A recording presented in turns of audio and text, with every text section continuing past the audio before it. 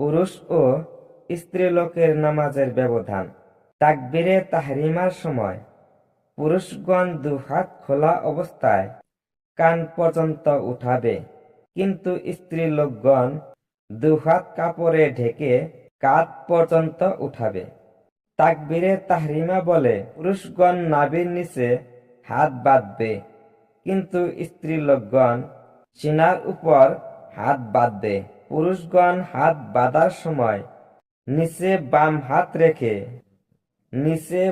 হাত রেখে ডান হাতের বৃদ্ধা ও কনিষ্ঠ আঙ্গুল দ্বারা বাম হাতের কুঁজি ধরবে, আর ডান হাতের অনামিকা, মাধ্যমা এবং শাহাদত আঙ্গুল হাতের কলয়ের উপর বিছিয়ে রাখবে। পক্ষান্তরে স্ত্রীলোকগণ কেবল ডান হাতের পাতা বাম হাতের পাতার পিঠের উপর স্থাপন করে রাখবে। বাম হাতের কুঁজি বা কলয় ধরবে না।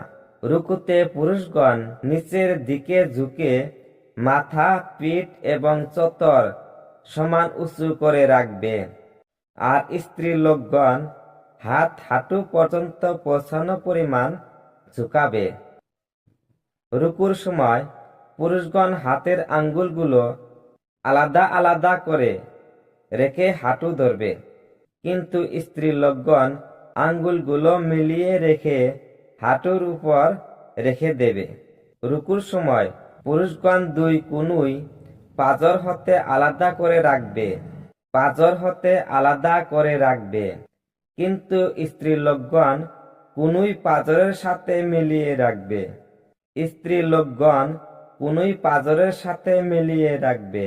সিজদার সময় পুরুষগণ কনুই মাটি হতে উপরে রাখবে, কিন্তু স্ত্রীলোকগণ মাটির সাথে মিলিয়ে রাখবে। সিজদায় পুরুষগণ কেবলামুখী করে পেট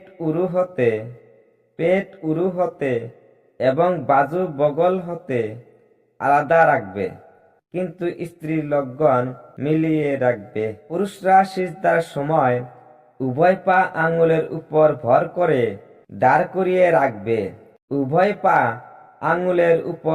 করে দাঁড় করিয়ে রাখবে, কিন্তু স্ত্রীলোকগণ এভাবে দাঁড় করে রাখবে না।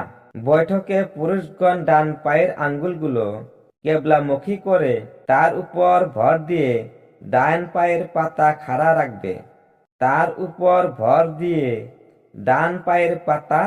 খাড়া করে রাখবে, আর বাম পায়ের পাতা মাটিতে বিছিয়ে দিয়ে বসবে। আর স্ত্রীলোকগণ উভয় পায়ের পাতা ডান দিক মুখ করে বিছিয়ে তার উপর না বসে চোতর মাটিতে লাগিয়ে বসবে। আর ডান রান